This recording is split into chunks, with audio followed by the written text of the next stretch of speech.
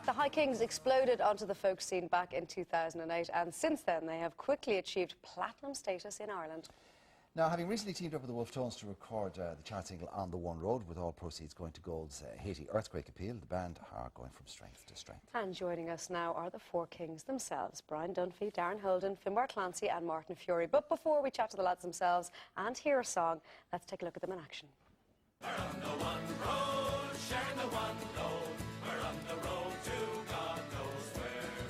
We're on the one road, and maybe the wrong road, but we're together now, who cares? North and South and comrades all, Dublin, Belfast, Cork and Donegal. We're on the one road, swinging along, singing a soldier's song. We're just talking about the Tones. Have you ever seen them live in their pomp?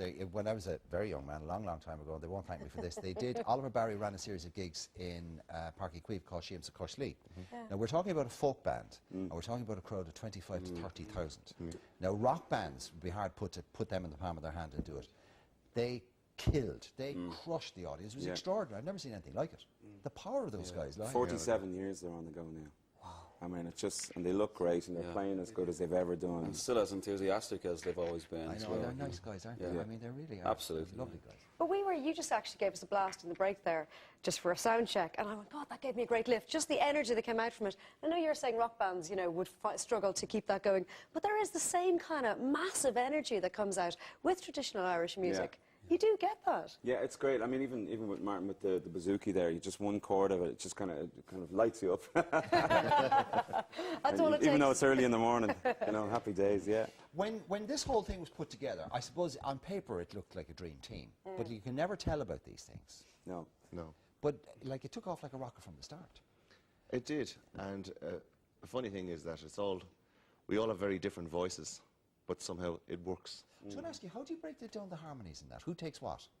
We just, we kind of work it out. We all sing the different parts, but we see who's most comfortable with each line. And it's a natural sort of evolvement, really. Whatever song we take, we just kind of go away and come back, and, you know, we just seem to know which one suits each person, really. And it's just a really, as I said, a natural thing. So do you ever suffer artistic differences? Are there ever, very like... Rarely. Oh, no. Very rarely, actually. I mean, you know, Says the biggest one in the band. Yeah. No, we are. I just agree with me. I nip in the bud straight I away. think we've grown musically over the last couple of years, especially on this brand new album. We really worked hard at this, and we really had more of an input on this record than the last one, and it really is our baby this time around, I think. So do you think you're now kind of, you've come together completely as a group, you've so. meshed? Yeah, I think so. This time it's completely different. It really is. I mean, we started working the album back in July, start of July, and it took us a good 2 months, 2.5 months to get it exactly the way we wanted, to hear it ourselves. How do you reinvent the wheel, but stay true to the tradition? Right. I think you have to satisfy your own kind of, like, what you need out of it, you know? Like, if you went in and you did the songs the same way the Wolf Tones did, or, you know, whoever did, then, you know, you're just repeating the same thing. So you've just got to find the kind of, you know, create the thing which makes you kind of to get up and go, the va-va-voom for yourself in the piece of music, you know? So it just takes ages, really, experimenting with loads of different ideas. Well, sometimes it's very quick. Yeah. Well, if you can stay true to the song, what it's about, but at the same time bring your own personality into it and your own little spark, like Martin said. You know? There's a huge wave or return to a sort of natural acoustic music. You know, the Fleet Foxes and Joan and the Whale and Mumford and Sons and people like that. And that's not a huge step left or right for guys like you. Are you kind of intrigued by the prospect of maybe going down that route? Or is it that you're so embedded in the tradition that really you're never going to get away from it? It's definitely a possibility, and this time around we've also got Universal on our team as well, so, you know, that's going to open an awful lot of doors and bring new possibilities to us. I mean, if we had the opportunity of, say, going to the UK and even maybe doing a single with Mumford and Sons or somebody like that, we'd love that, you know, and we'd hope they would feel the same way about it. I mean, with the High Kings, there's so many different diverse musical backgrounds with us that we're really... I think we could take on any genre of music, but realistically... Gospel, you could do blues, you could do everything. We really I'd love could. to hear you do gospel, actually. That'd be interesting. Yeah, You know, interesting. so do we. The crack in the studio, even rehearsals for the last few weeks, I mean, we were picking out Beatles songs, we're doing Journey songs, you know, and just kind of folkify is what we, you know, that's our new word, try to folkify it, you know. Do you do any a cappella stuff on stage? You do. Yeah. Oh, we do, of course.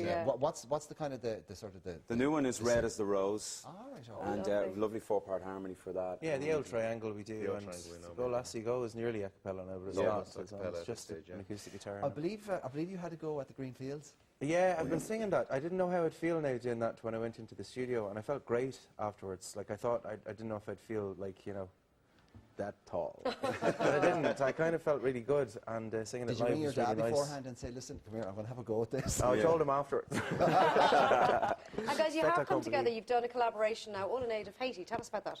Yeah, it was great to get involved with that. I mean, of course, the devastation out there is just unbelievable, as everybody knows. And to go and record with the Wolf Tones was just brilliant fun. I mean, when we heard we were like, oh, this is going to be class, you know? Yeah. And to sing one of their best songs. But, you know, it's for a great cause, you know. So and did you kind of go in with the we're not worthy, or... We you had know, to, yeah. well, it was, Yeah, I We mean, I guess were a very little, respectful. a little We bit. gave as yeah. much room as we possibly could, yeah. I mean, we've grown up with all of their music, of course, Yeah. you know, and like all our dads have been singing for donkey's years. But, you know, we went into the thing. I just want to say, if please still kind of download the song, you can get it from iTunes anywhere, because all that money is going to Haiti, I so know, please do. with these days, Haiti is nearly over now, but of course those people are going to be, it'll be 10 years, they'll it'll be be a of decade course. before they get Exactly, to go. Finbar, I want to talk to you because this year we lost Liam. That's right. And I mean, he got a great run for his money, in fairness, and what a life, that we should all have a life as full as that. But I buy all the music magazines, you know, the so-called hip and cool ones, you know, the sort of the Qs and the Mojos and all the rest of it. It was extraordinary, the amount of coverage. It certainly That was. and it kind of put it into perspective for me, his place in, I won't say rock and roll, but in contemporary music. It certainly did. One thing everybody said to me, they were coming up and they're saying it really is the end of an era, because it really was the end of that whole Clancy Brothers and Tommy Makem. He was the last one, and when he died, it's like the whole But in thing. terms of significant figures, there's only Pete Seeger and Bob Dylan left. That's right. And that's that right. was the company that he kept. It was the company that he kept. They were the people that he knew back in Greenwich Village in the 60s. you It's feel- a legacy, isn't it? Do you not feel that you're carrying it on? I do. Somebody said that to me. They said, "Oh, you know, how do you feel?" And I said, "Well, I said, you know, everybody's been saying it's the end of an era, you know." And I said, "But it's not really, because you're carrying on. You know, Exactly. yourself and the It's High part of Kings the are carrying tradition, on the isn't it? It tradition, goes you know. on. So it's Apart a from big, that- it's a very big, very big shoes to fill, you know." But, Best, Say best his music storyteller will I live ever on came forever. across. Best his music will storyteller I live ever on met in my forever, life. absolutely. Oh, Of course yeah, it will. apparently, yeah. Listen to me, you're on a tour, and you've started already, haven't you? Last night. Last night. night. Galway Galway. last night. And you they're came here back from this Galway? morning. Yeah, you know, we're here this morning. Yeah. True professionals, these guys. And tonight? No, tonight we're actually we're really starting the tour next week in Tullamore, March 3rd, and then it's literally 25 dates in about 4 weeks. So Busy you can boys. get all the info from Chock-a-block. On the website, yeah. Vikings.com. Okay, well, we'll post it up on our website as well, and we've got dates over there. So listen, give us a blast of something. What Please is it? do. Step it out, Mary. Okay, Step It Out Mary, we're coming in about halfway through the song. By Sean McCarthy. Can I just say a quick hello? Can I just say a quick hello to my wife? She's in the ASU in the Mater Hospital, and they're all watching. So I just wanted to say hello. Quick hello to Anne and Granny. Emer, and yeah. Step it out, Anne. They'd kill me if I didn't do it. Step it out, Mary, my fine daughter. Step it out, Mary, if you can. Step it out, Mary, my fine daughter. Show your legs to the countryman. Step it out, Mary, my fine daughter. Step it out, Mary, if you can. Step it out, Mary, my fine daughter. Show your legs to the countryman. I don't want your gold and silver. I don't want your house and land. I'm in love with a soldier. I have promised him my hand. But the father spoke up sharply. You will do as I command. You'll get married on a Sunday and you'll wear that wedding band. So step it out, Mary, my fine daughter. Step it out, Mary, if you can. Step it out, Mary, my fine daughter. Show your legs to the countryman. Step it out, Mary, my fine daughter. Step it out, Mary, if you can. Step it out, Mary, my fine daughter. Show your legs. In the village of Kilgory, there's a deep stream flowing by, and on her wedding day at midnight, she drowns with a soldier boy.